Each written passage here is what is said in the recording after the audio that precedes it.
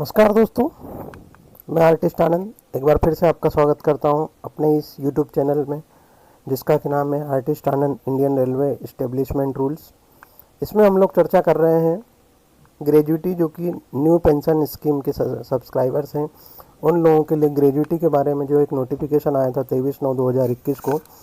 उस नोटिफिकेशन में जो सारे रूल्स दिए थे, उन्हीं सब रूल्स के पर हम लोग डिस्कस कर रहे हैं। और ये मेरा इस सीरीज का 5वां वीडियो है, जिस पर मैंने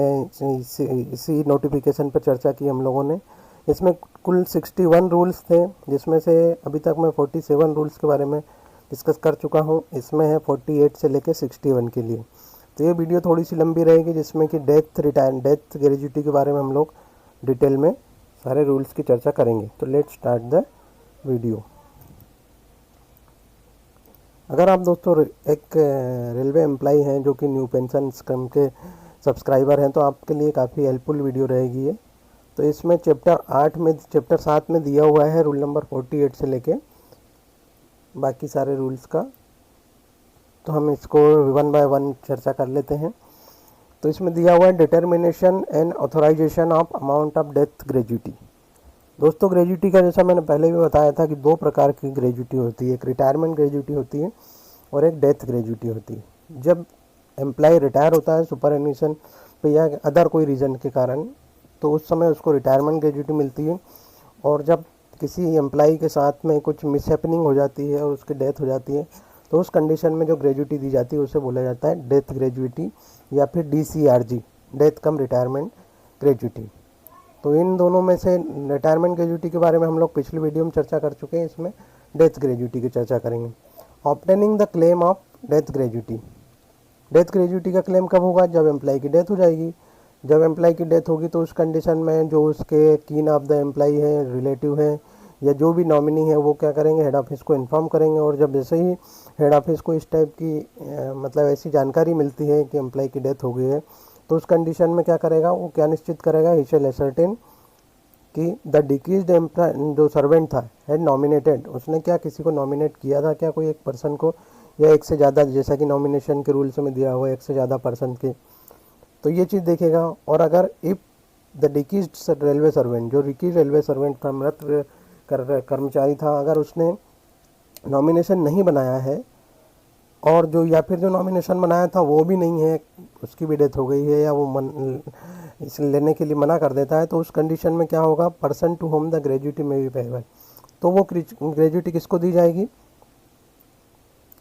head of office shall then address the person concern in form number 9 for making a claim in form number concern in form number 8 के अनुसार, और उसे फॉर्म नंबर 9 के अनुसार उसे क्लेम करने के लिए बोला जाएगा। जहाँ पर ये जो नॉमिनी के बारे में पिछली वीडियो में है, उसमें आपको ज़्यादा डिटेल में पता चल जाएगा। On the date of death the government servant was allottee, अगर गवर्नमेंट सर्वेंट एक रेलवे अकोमोडेशन में रहता था, उस कंडीशन में डायरेक्टर ऑफ स्टेट से नो ड्यू सर्टिफिकेट लिया जाएगा कि उसका कुछ क्वार्टर रिलेटेड कुछ आउटस्टैंडिंग तो अमाउंट नहीं है। उसके बारे में जो 54 नंबर रूल के अनुसार जो प्रोविज़न है उसके अकॉर्डिंग प्रोसेस कर ली जाएगी। उसके बाद में completion of form number 10 number form जो है उसको कंप्लीट किया जाएगा। Head office cell while action in obtain claim, या फिर एक से अधिक ज़्यादा उसके अगर क्लेम मिलते हैं, तो उस कंडीशन में रूल नंबर 48 के अनुसार सेल साथ ही साथ undertake the completion of form number 10 complete करेगा। और उसके बाद में रहेगा रूल नंबर 50 में दिया हुआ determination of amount of death gratuity while service record और इनकम्प्लीट। जब कभी एम्प्लॉय का सर्विस रिकॉर्ड इनकम्प्लीट रहता है, पेन ले लेते हैं हाईलाइट करने के लिए, अगर सर्विस रिकॉर्ड उसका इनकम्प्लीट है, तो उस कंडीशन में क्या होगा कि उस या सर्विस सेल भी मेंटेन प्रॉपरली, अगर इफ़ एनी पर्टिकुलर केस, अगर ज़्यादातर तो सर्विस रिकॉर्ड मेंटेन रहता ही है, लेकिन किसी केस में अगर मेंटेन नहीं है, service book has not been maintain properly despite the instruction of government के इंस्ट्रक्शन के बावजूद भी, तो उस कंडीशन में it is not possible for the head office, अगर हेड ऑफिस के लिए पॉसिबल नहीं है to accept the unverified portion of service, जो अनवेरीफाइड पोर्शन ऑफ सर्विस उसको एक्सेप्ट करना अगर हेड ऑफिस के मतलब पॉसिबल नहीं है, एज अ वेरीफाई, तो on the basis of entry, जो बेसिस की हुई एंट्री है सर्विस बुक में, हेड ऑफिस शेल वेट, वो वेट करेगा फॉर वेरिफिकेशन का entire spell of service end, जो भी पूरी सर्विस का पीरियड है उसका, and shall determine the amount of gratuity, death gratuity, वो डिसाइड करेगा in respect of deceased government servant in the following manner. कौन कौन से मैनर में ये दिए हुए हैं, किस मैनर में डिसाइड करेगा। If the government servant entire service render by the deceased government servant is not capable of being verified, अगर मान लो उसकी सर्विस को वेरीफाइड नहीं किया जा सकता है, किस कर पा रही है head of the office, the death of amount death gratuity shall be determined by on provisional basis, तो उसकी जो है डेथ ग्रेजुटी प्रोविजनल बेसिस पे डिटरमाइन कर ली जाएगी, और जो कि रूल नंबर 22 के अनुसार है, and bases of the length of qualifying service from the out of continuous spell of verified except service immediately preceding the death of government servant, and the amount of death gratuity so determined shall be authorized to the beneficiary on provisional basis within 1 month of the received। अगर मान लो कोई पूरा period है उसका verify नहीं कर पा रहा, तो उस कंडीशन में देखा जाएगा कि पिछले पीरियड में वो कंटिन्यू सर्विस कर रहा था, और उसके साथ ही उसका जो प्रोविजनल डेथ ग्रेजुटी डिसाइड की जाएगी वो विद इन 1 मंथ में उसे दे दी जाएगी एम्प्लॉय की डेथ के बाद में, और उसका जो फाइनल अमाउंट जो डिसाइड किया जाएगा shall be determined by the head office के द्वारा डिटरमाइन किया जाएगा, एक्सेप्टेंस एंड वेरिफिकेशन, जो भी वेरिफिकेशन उसका बाकी था उसको करने के बाद में, और shell be done by the head office within the period of 6 month, जो 6 महीने का पीरियड रहेगा उसमें उसे फाइनल उसका अमाउंट डिसाइड कर लिया जाएगा। और on with the authority of payment of provisional gratuity was issued, जो प्रोविजनल ग्रेजुटी इशू की गई थी, और द बैलेंस अगर कोई बनता है becoming payable to result of determination of final amount of death gratuity shall then be authorize to the beneficiary. तो जो प्रोविजनल ग्रेजुटी दी गई थी उसके बाद में अगर मान लो उसका फाइनल असेसमेंट करने के बाद में अगर उसका अमाउंट ज़्यादा आता है, तो उसका जो डिफरेंस रहेगा या जो रिफंडेबल या फिर जो बैलेंस ग्रेजुटी रहेगी वो उससे बेनिफिशियरी जो भी रहेगा उसे दे दी जाएगी। 51 में दिया हुआ है कि form number 7 and form number 10 to account officer, form number 7 और फॉर्म नंबर 10 अकाउंट ऑफिसर को भेजा जाएगा। ऑन रिसिप्ट ऑफ क्लेम, एक क्लेम या एक से ज़्यादा क्लेम अगर आते हैं तो हेड ऑफिस क्या करेगा, complete 9 number of form number 10 का 9 नंबर आइटम को कंप्लीट करेगा and send the said form in original to account officer, original copy में भेजा जाएगा with covering letter in form number 7 along with the government servants की जो service book है उसको मिला के, and completed up to date, उसको अप टू डेट करके रखेगा, कंप्लीट अप टू डेट करके एसआर भेजेगा। एनी अदर डॉक्यूमेंट जो भी वेरिफिकेशन ऑफ सर्विस से रिलेटेड है उन सभी को लगाकर shall be done not later than 1 month, 1 महीने के भीतर ये उसे भेज देगा the claim by the head office के द्वारा उसे 1 महीने के भीतर में ये सारी प्रोसेस करके उसे अकाउंट ऑफिसर को भेज देगा। हेड ऑफिस क्या करेगा, हेड शेल रिटेन, उसकी एक कॉपी अपने पास एज ए रिकॉर्ड रख लेगा जो उसने भेजा है एसआर और उसके बारे में। और head office shall draw the attention, वो अकाउंट ऑफिसर को इस चीज़ की जानकारी देगा, उसका अटेंशन ड्रॉ करेगा कि the following detail of government dues against the डिकीज गवर्नमेंट सर्वेंट के अगेंस्ट में जो भी गवर्नमेंट ड्यूज़ है वो कौन कौन से हैं उसके बारे में ड्रॉ अटेंशन करेगा टू द अकाउंट ऑफिसर। पहला कि the due ascertain in asset, उनको निश्चित करेगा और उसका मूल्यांकन कर लेगा। The item number of 54 and recoverable out of the gratuity from the payment of authorize, जो पेमेंट आएगी उसमें से उसको जो ग्रेजुटी में से जो डिडक्ट करना है उसको रिकवरेबल जो रहेगा वो असर्टेन और असेस्ट करके अकाउंट ऑफिसर को बता दिया जाएगा। And the amount of gratuity to be held, जो अमाउंट ग्रेजुटी का हेल्ड करना है partially for adjusting the government dues को जो एडजस्ट करने के लिए जो पार्शली अमाउंट है विथहेल्ड करना है, which had not been assessed, जो कि अभी तक एसेज नहीं किया गया, partially as margin of the adjustment in the light of final determination of gratuity, तो उसको ध्यान में रखते हुए उसको फाइनल वो अमाउंट को विथहेल्ड कर लिया जाएगा जो कि किसी कारण से उस समय एसेट नहीं कर पाए हैं, एसेस्ट नहीं कर पाए हैं, मतलब उसका निकाल नहीं पाए कि कितना वैल्यू है, तो उस कंडीशन में उसे थोड़ा सा कम उसको प्रोविजनल ग्रेजुटी देकर उसे एसेट कर लिया जाएगा।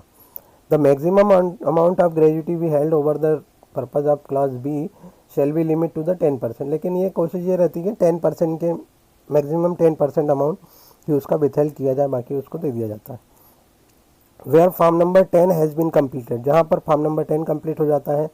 और द क्लेम जो किए गए हैं वो respective form have not been received from the beneficiary और beneficiaries the head office shall forward. तो हेड ऑफिस क्या करेगा, जहाँ पर form number 10 has been complete कर लिया आएगा और claim in respective of forms have not been received, beneficiary के द्वारा अगर रिसीव नहीं किए गए हैं, बेनिफिशरी से रिसीव नहीं किएंगे तो हेड ऑफिस क्या करेगा, shall forward form number 10 and document referred in sub rule number 1 जो इसके अनुसार and account officer without the claim और क्लेम्स, बिना क्लेम के, अगर क्लेम नहीं आए हैं तो उस कंडीशन में जो है बिना क्लेम के वो दे दिया जाएगा।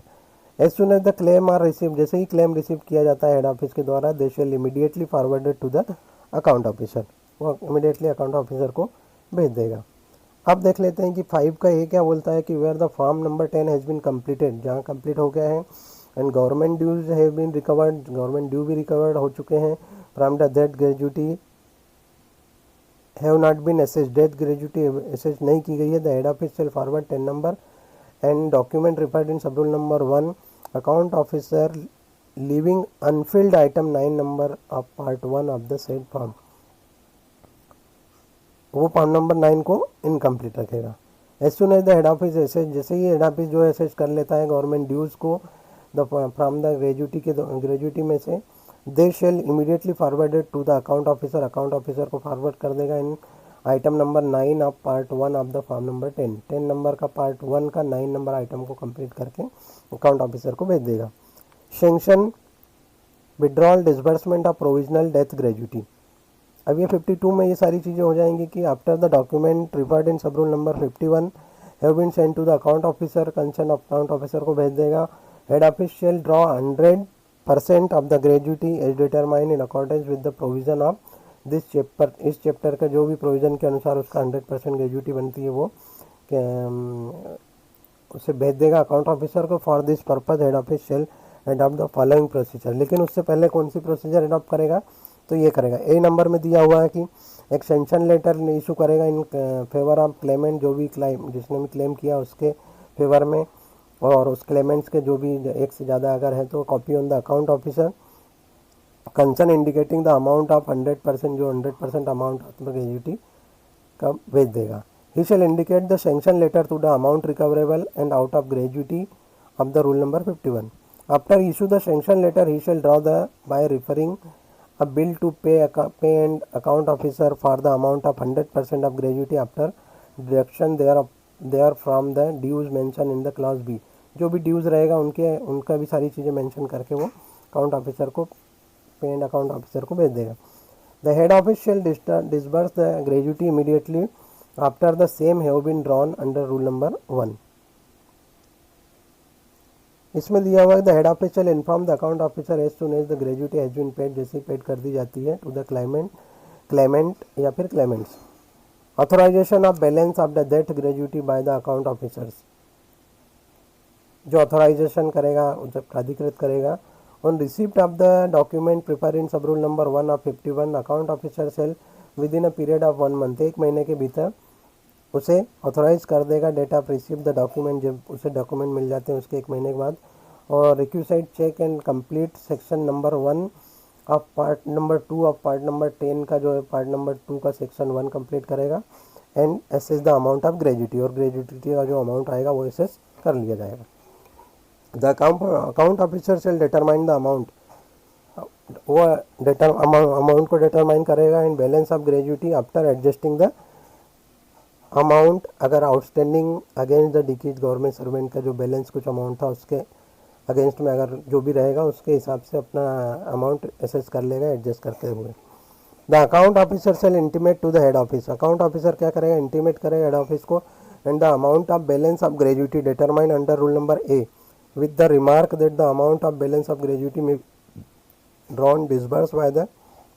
head office to the person or person to whom the provisional gratuity has been paid, जिसको provisional gratuity paid की गई थी उसको। The amount of gratuity withheld, जो अमाउंट ग्रेजुटी का विथहेल्ड किया गया था क्लॉज नंबर बी के अनुसार of rule number 1 of 54 shall be adjusted by the head office against the outstanding licence fees. वो जो भी क्वार्टर की लाइसेंस फी अगर उसकी है तो उसके अगेंस्ट एडजस्ट कर लिया जाएगा। एंड द बैलेंस, अगर फिर भी कोई बैलेंस बचता है, penny refunded to the person या फिर पर्सनस को to whom gratuity has been paid, जिसे ग्रेजुटी पे की गई थी उन्हें पेड कर दिया जाएगा। The amount of balance of gratuity may be drawn by preparing bill and pay account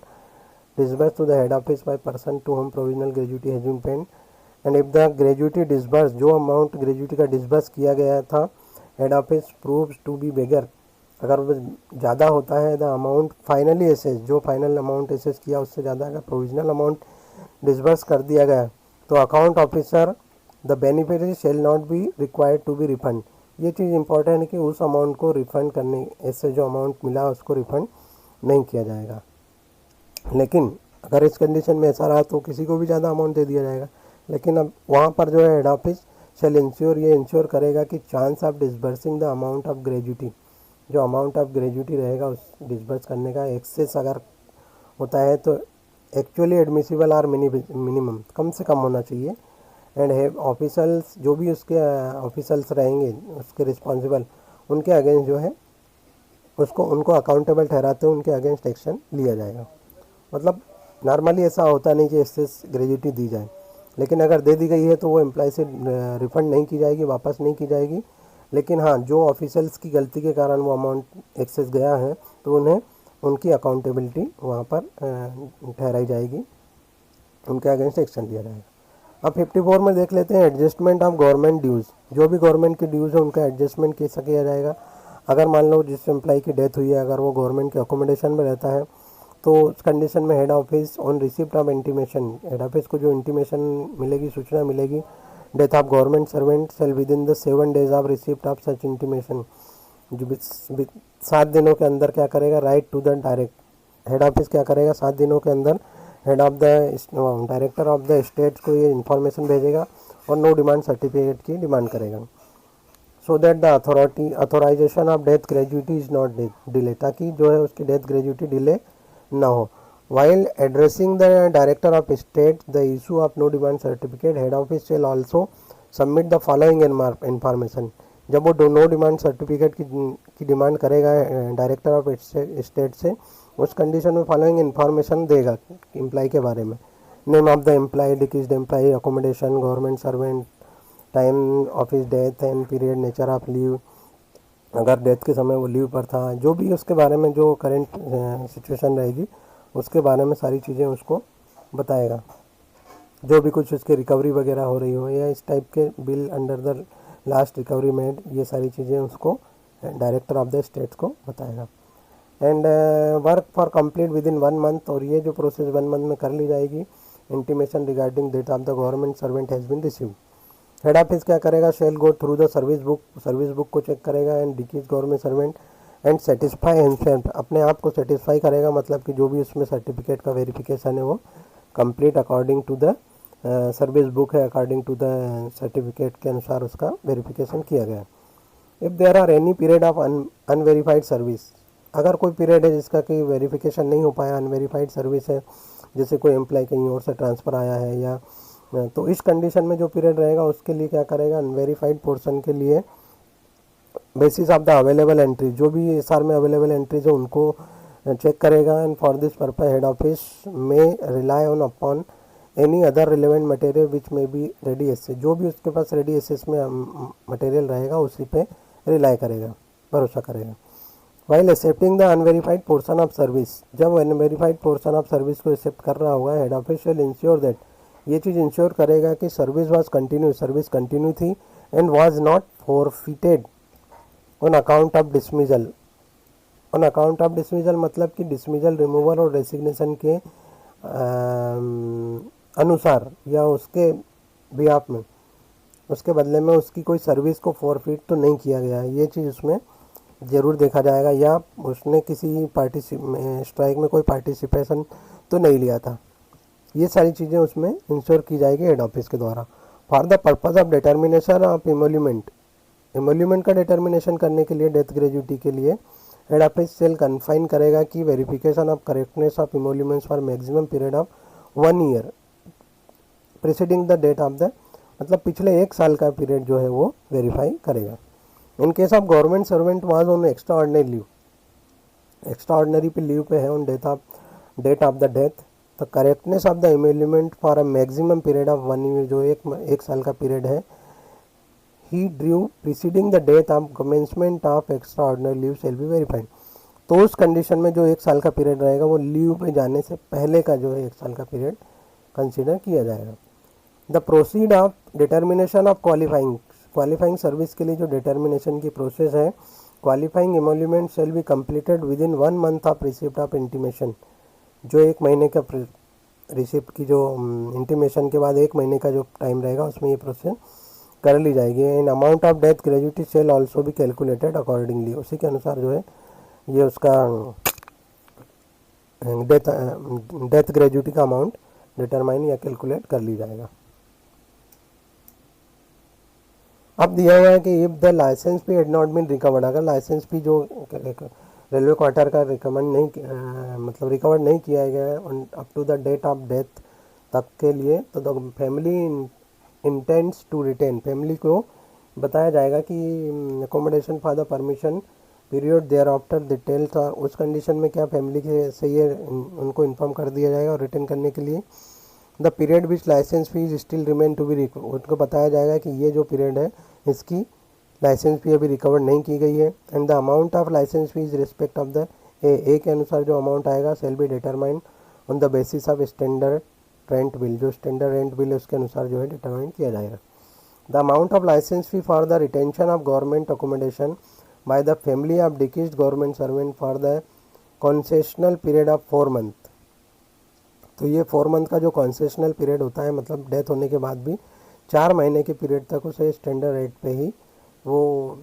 लिया जाता है। And beyond the death of the government servant determine the basis of standard bill, और उसका जो चार्जेस लिया जाएगा वो बेसिस द स्टैंडर्ड बिल के अनुसार लिया जाएगा। द अमाउंट ऑफ लाइसेंस भी मेंशन इन बी और सी में जो amount processed recovered out of the death gratuity, और जो डेथ ग्रेजुटी से रिकवर किया जाएगा। Detail of any previous reference from the director of states के द्वारा अगर कोई पहले से कोई रेफरेंस दिया गया है कुछ रिकवरी का, तो outstanding against the LRT and action taken thereon, उसके अगेंस्ट एक्शन लिया जाएगा। The head office shall recover from the death gratuity से वो अमाउंट रिकवर किया जाएगा लाइसेंस फी का, intimated to the director of states के द्वारा अगर कुछ किया है तो। The recovery of licence fee of the occupation of government accommodation beyond a period of 4 months shall be responsibility for director of states, अगर उससे ज़्यादा के पीरियड में अगर एम्प्लॉय वहाँ पर रहता है तो इसका मतलब है कि डायरेक्टर ऑफ स्टेट्स ने प्रॉपर फॉर्मेशन नहीं दी और उसे उसके लिए रिस्पॉन्सिबल ठहराया जाएगा। The director of state shall scrutinise, वो डायरेक्टर ऑफ स्टेट क्या करेगा, स्क्रूटिनाइज करेगा the record and view the determine the licence fee more than the licence fee preferred in the class it was outstanding against the डिकीज government servant, अगर कोई recovery is found amount and the period of which the recovery and recoverable relate shall be communicate to the head office within the month of 2 month, within the period of 2 month, 2 महीने के भीतर head office director of state क्या करेगा, इसको head of the office को इसकी information दे देगा अगर कोई आउटस्टैंडिंग रहता है उसके एम्प्लॉय के अगेंस्ट। तो after receipt of information receipt करने के बाद हेड ऑफिस करेगा शेल विथहोल्ड अमाउंट, उतना अमाउंट रोक लेगा, विथहोल्ड कर लेगा जो कि डायरेक्टर ऑफ स्टेट ने बताया, या फिर 10% ऑफ डेथ ग्रेजुटी, या फिर 10% of death gratuity in case no specify amount is intimate, अगर मान लो किसी कोई अदरवाइज कोई अमाउंट अगर डिसाइड नहीं किया तो 10% अमाउंट ग्रेजुटी रोक लेगा। जहाँ पर नो इंटीमेशन इज रिसीव, जहाँ पर कोई इंटीमेशन मतलब इन्फॉर्मेशन नहीं दी गई है डायरेक्टर ऑफ स्टेट के द्वारा, तो हेड ऑफिस क्या करेगा, within the period specified in class number 4 regarding recovery and licence fee it shall be presumed, ऐसा मान लिया जाएगा दैट नथिंग वाज रिकवरेबल, कि कोई ऐसा कोई अमाउंट रिकवरेबल नहीं है अगर मान लो इंटीमेशन रिसीव नहीं हुई है हेड ऑफिस को तो। और उस कंडीशन में the amount of gratuity withheld shall be paid to the person, जो भी विथहेल्ड किया था अमाउंट ग्रेजुटी का वो उन पर्सन या पर्सनस को जो कि डेथ ग्रेजुटी जिनको दी गई थी उनको दे दिया जाएगा। Where the head of office has receive intimation, received अगर कोई इंटीमेशन रिसीव किया from the director of states के द्वारा कि लाइसेंस फीस कोई अगेंस्ट आउटस्टैंडिंग कुछ बचा है डिकेज गवर्नमेंट सर्वेंट के अगेंस्ट में, head office shall verify, head office verify करेगा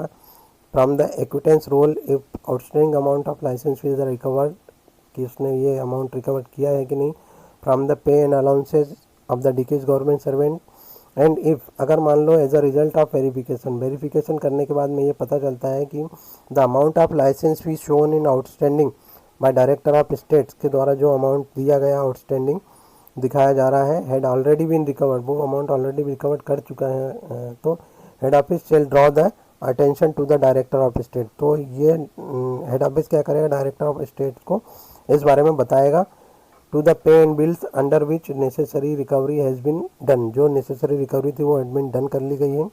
इन sub rule number 2 and take step to pay, और फिर उसके बाद में जो अमाउंट ऑफ जो रुका गया था उसको जो पर्सन्स उसके लायबल हैं उनको जो है वो अमाउंट पेड कर दिया जाएगा।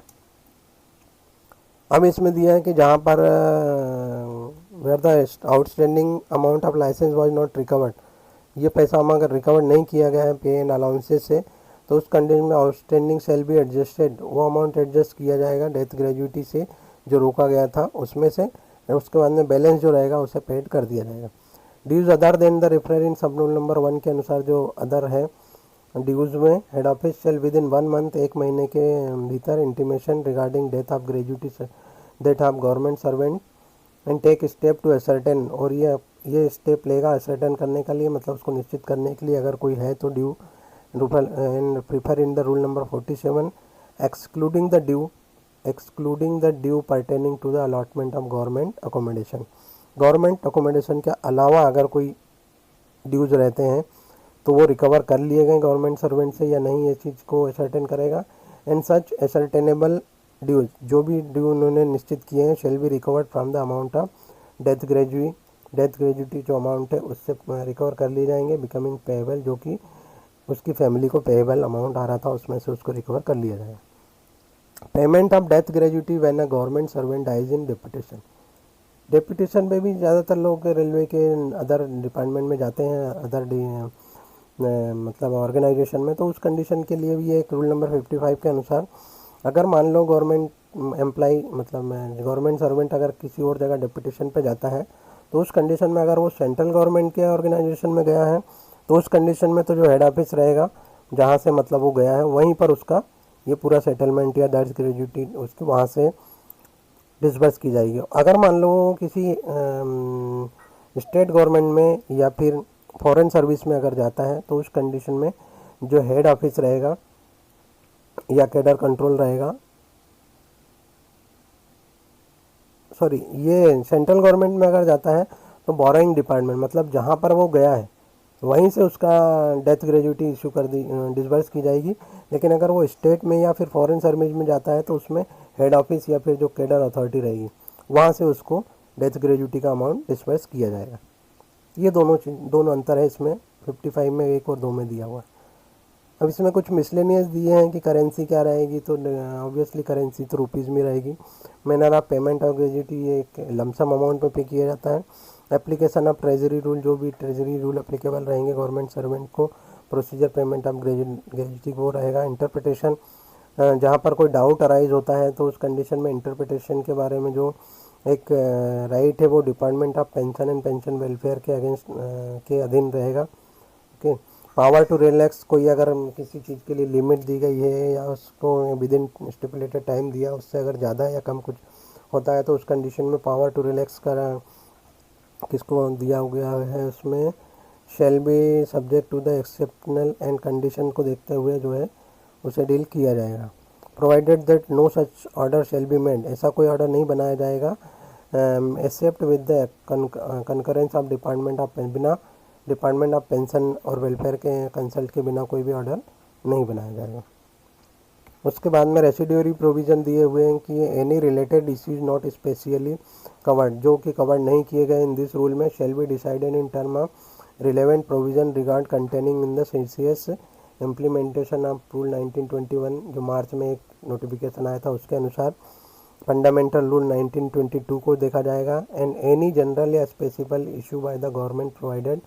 गवर्नमेंट के द्वारा जो भी ऑर्डर इशू किए गए हैं provided it is not repugnant and inconsistent with the provision of this rule. लेकिन उसका इन रूल से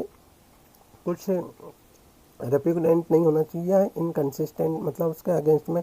सब विरोधाभास नहीं होना चाहिए। द सेंट्रल गवर्नमेंट में इशू ऑर्डर और instruction regulate by any matter, there is no provision in this rule made deem to be have been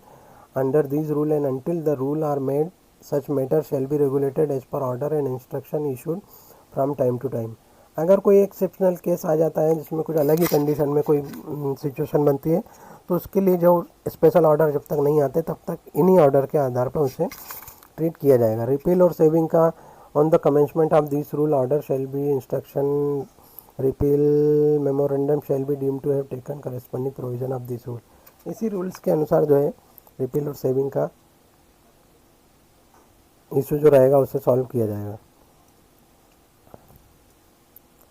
तो दोस्तों ये था मेरा वीडियो, एनपीएस के सब्सक्राइबर्स को ग्रेजुइटी किस प्रकार से मिलती है, क्या रूल्स फॉलो करना पड़ता है और किस आधार पर उसे दिया जाता है। सारे रूल्स का चर्चा की मैंने, 1 से लेकर 61 रूल्स के बारे में हम लोग ने 5 वीडियो में उनके बारे में डिटेल में चर्चा किया। आई होप कि आपको ये वीडियो खासकर एनपीएस सब्सक्राइबर्स के लिए काफ़ी हेल्पफुल रहेगी और उम्मीद है कि अगर आप एलडीसी या जीडीसी वगैरह का एग्ज़ाम देते हैं तो उसमें भी आपको ये वीडियो हेल्पफुल रहेगी। तो यहाँ पर मैं आप इस वीडियो को एंड करता हूँ और साथ ही साथ मैं फिर से बताना चाहूँगा कि अगर आप किसी भी एग्ज़ाम की तैयारी कर रहे हैं तो आप मेरे साथ जुड़े रहिए, हम मिलकर अपना गोल अचीव कर सकेंगे। और थैंक्स फॉर वाचिंग। अगर आपको ये वीडियो पसंद आई हो तो लाइक शेयर एंड सब्सक्राइब कर दें और मिलते हैं नेक्स्ट वीडियो में। अब देखते हैं किस चैप्टर पे अगला वीडियो रहेगा। तब तक के लिए आपसे इजाज़त चाहूँगा, तब तक ध्यान रखिए अपना, पढ़ाई करते रहिए एंड गॉड ब्लेस यू।